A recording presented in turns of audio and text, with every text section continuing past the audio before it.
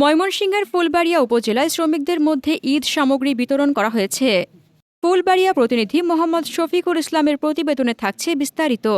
শনিবার দুপুর ২:৩০টায় ফুলবাড়িয়া উপজেলা জামাত ইসলামী কার্যালয়ে শ্রমিক কল্যাণ ফেডারেশনের উদ্যোগে এই ঈদ উপহার বিতরণ করা হয়। অনুষ্ঠানে সভাপতিত্ব করেন ফুলবাড়িয়া উপজেলা শ্রমিক কল্যাণ ফেডারেশনের সভাপতি মীর জাহিদুল ইসলাম জাহিদ। প্রধান অতিথি হিসেবে উপস্থিত ছিলেন ময়মনসিংহ জেলা শ্রমিক কল্যাণ ফেডারেশনের উপদেষ্টা অধ্যক্ষ মোহাম্মদ কামরুল হাসান মিলন।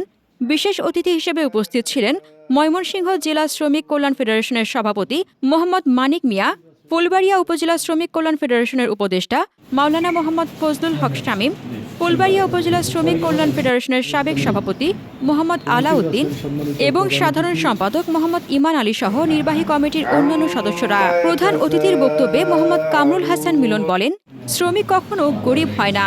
যাদের হাত পা সুস্থ তারা পরিশ্রমের মাধ্যমে নিজেদের অবস্থান গড়ে তুলতে পারে। বাংলাদেশের জনগণকে দারিদ্র্যের মধ্যে ফেলে রাখা হয়েছে, অথচ আল্লাহ যে দেশে প্রচুর মানুষ পাঠিয়েছেন সে দেশ কখনো গরিব হতে পারে না। কুরআনের বিধান অনুসারে দেশ পরিচালনা করা হলে দারিদ্র্য দূর হবে এবং ইনসাফ ভিত্তিক রাষ্ট্র প্রতিষ্ঠিত হবে। তিনি আরও বলেন, সাহাবাদের আমলে জাকাত গ্রহণের জন্য কাউকে পাওয়া যেত না।